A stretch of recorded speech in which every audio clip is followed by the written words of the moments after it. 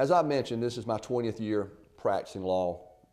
And again, I've learned a lot and had a good deal of success and been fairly fortunate. I've had some great clients, had some really good cases, and some of that was honestly just pure luck. One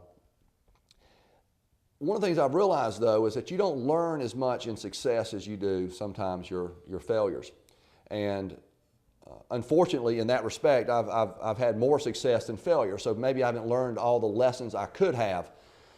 But last year I tried a case and in federal court, a case I believed in with all my heart, really, and I had a client that I loved and trusted, and we got a verdict. The jury found in our favor, but they didn't find in our favor the way that we think they should have.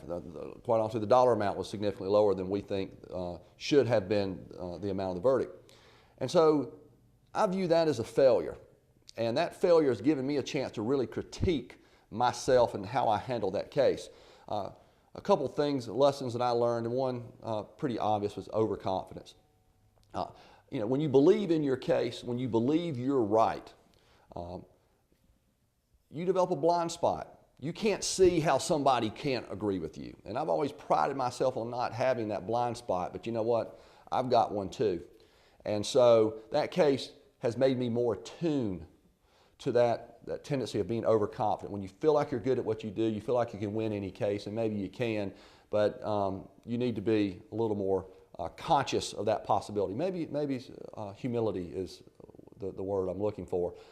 The tactic that I used in that case was one that had worked for me all along. I like cross-examination. I like aggressive cross-examination. I've had juries come up to me after cases and high-five me because they really got pumped up because we had clear bad guys and we were a clear good guy.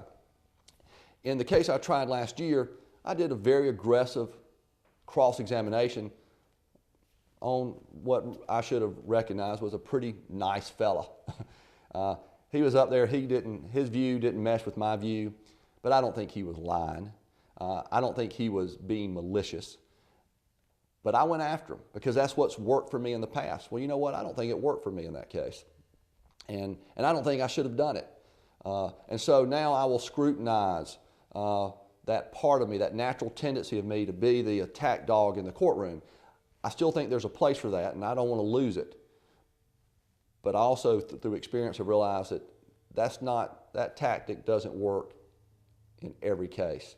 And so those are kind of two lessons I've learned from a case that we weren't quite as successful in as we probably should have been.